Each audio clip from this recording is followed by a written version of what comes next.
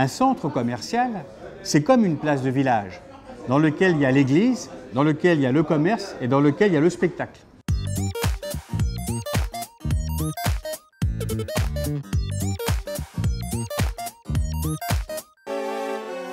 Pour moi, le grand changement du modèle de consommation, c'est le grand magasin de 1850. Parce qu'on avait au même endroit toutes les marchandises, notamment liées aux vêtements dont on avait besoin. Et le centre commercial, c'est la suite, très transformée quand même, hein, très améliorée, je dirais. Les centres commerciaux ont explosé en Europe à partir des années 50-60.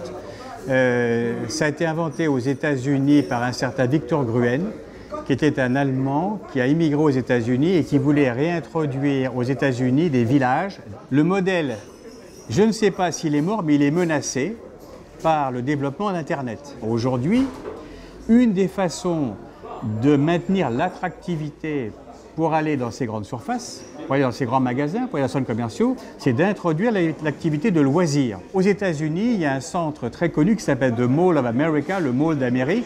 À Toronto, au Canada, il y a le plus grand centre du monde, c'est Edmonton Mall, qui est le plus grand centre commercial du monde, dans lequel vous avez non seulement des patinoires, mais une caravelle dans laquelle vous allez vous marier, vous avez des cinémas.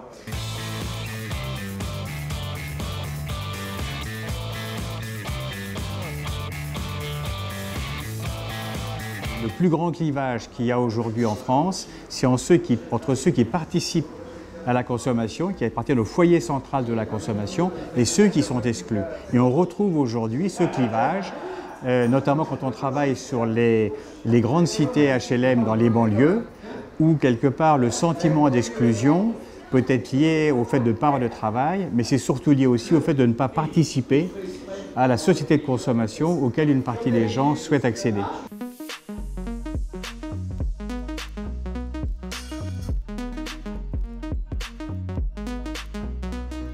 Quand on réfléchit à comment un projet d'aménagement d'un territoire comme celui-ci serait innovant, il y aurait une innovation, mais extrêmement compliquée à réaliser, c'est si ce projet était fait en concertation avec la population. Si vraiment on voulait être innovant, il faudrait commencer par inventer un dispositif dans lequel les acteurs locaux sont forcément concernés ou impliqués. Mais il faut l'inventer. Le plus compliqué, ce ne sont pas les inventions ludiques, ce n'est pas les inventions techniques, ce n'est pas les nouvelles énergies, c'est comment la population, ou une partie de la population, se sent ou non concernée par ça.